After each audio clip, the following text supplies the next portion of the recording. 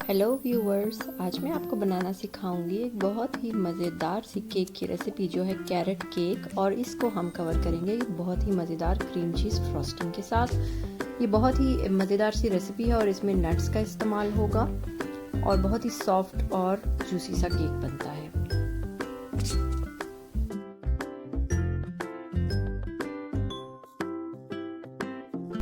Start करते हैं अपनी रेसिपी को। इसके लिए मैंने सबसे पहले एक बाउल लिया है और इसमें मैं अंडे तोड़कर डाल रही हूँ। अंडे रूम टेम्परेचर पर होने चाहिए। इसको मैं इलेक्ट्रिक बीटर की मदद से बीट कर लूंगी जब तक ये लाइट और फ्लफी हो जाए। इसके बाद मैं इसमें ऐड कर रही हूँ ऑयल और अब दोबारा से इसको बीट करूंगी जब तक कि दोनों अच्छी तरह एक जान ना हो जाए। अब मैं इसमें शामिल करने जा रही हूँ चीनी और चीनी डालकर इसको फिर अच्छे तरीके से बीट करूंगी ताकि चीनी जो है इसमें अच्छी तरह से मिक्स हो जाए और चीनी का दाना बिल्कुल गायब हो जाए। अब एक अलग बाउल में मैंने 2 टेबलस्पून जितना मैदा लिया है और इसमें मैं शामिल करने जा रही हूँ मेवे यानी रेजिन्स और अखरोट कटे हुए। इनको मैं मैदे में अच्छी तरीके से मिक्स कर लूंगी ताकि जब मैं इसको केक के मिक्सचर में डालूं तो ये सब नीचे ना बैठ जाए। अब मैंने इसमें शामिल कर दिया है बेकिंग सोडा और इसके बाद डालने जा रही हूँ बेकिंग पाउडर। ये दोनों चीजें डालकर भी मैंने मिक्स किया और अब मैदा इसमें चला गया। मैदा डालकर बिल्कुल लो स्पीड पर इसको बीट करें या फिर हाथ से फोल्ड कर लें और इसमें ग्रेटेड कैरेट्स चली गई यानी कद्दूकश की हुई गाजरें। ये डालकर मैंने इसको फोल्ड किया है और अब जो नट्स रखे हुए थे मिक्स करके मैदे में वो भी इसमें शामिल कर दिए हैं। अब मैंने इसको बिल्कुल अच्छे तरीके से फोल्ड कर लिया है।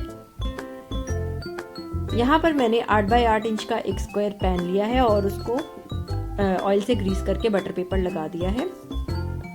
सारा केक का बैटर मैं इसके अंदर डाल रही हूँ। इसको ऊपर से इवन कर लें। अवन मैंने प्री हीट कर लिया था पहले ही। 180 डिग्रीज पर अवन की हीट होनी चाहिए और इसको मैंने सेंटर वाले ग्रिल पर केक को रख दूंगी। तकरीबन 30 to 35 मिनट्स में आपका केक तैयार होगा। अब मैं बनाने जा रही हूँ इसकी मज़ेदार सी क्रीम चीज़ फ्रॉस्टिंग। इसके लिए बाउल में मैंने लिया है रूम टेम्परेचर पर रखा हुआ मक्खन और उसको मैं इतना बीट करूंगी कि वो लाइट और फ्लफी हो जाए। इसके बाद मैं इसमें डालने जा रही हूँ आइसिंग शुगर। इसको भी मैंने छान कर रखा हुआ है। आइसिंग शुगर डालकर लो स्पीड पर इसको बीट करूंगी। ये देखें, इसका टेक्सचर बिल्कुल क्रम्स की तरह बन गया है। और क्योंकि ये है मज़ेदार सी क्रीम चीज़ फ्रॉस्टिंग तो मैं इसमें डालने जा रही हूँ मज़ेदार सी क्रीम चीज़। क्रीम चीज़ डालने के बाद मैं इसको दोबारा से बीट करूंगी और ये देखें इसका टेक्सचर कैसा हो गया है। अब ये ऐसा है कि बासानी पाइपिंग बैग की मदद से हम इसको डेकोरेट कर सकते हैं। इसको थोड़ी सी देर में बीट करने के बाद फ्रिज में रखूंगी और फिर इसको मैं पाइपिंग बैग में भर लूंगी।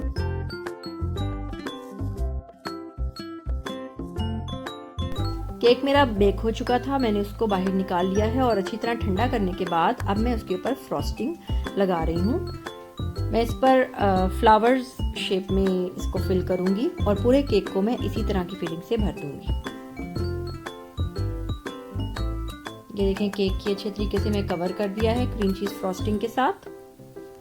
ये एक बहुत मज़ेदार सी डिज़र्ट है। इसको अपने टी टाइम में ज़रूर इंजॉय कीजिएगा। मेरे रेसिपी को लाइक एंड शेयर करना मत भूलिएगा और मेरे चैनल को भी ज़रूर सब्सक्राइब कीजिएगा। अल्लाह हाफिज़।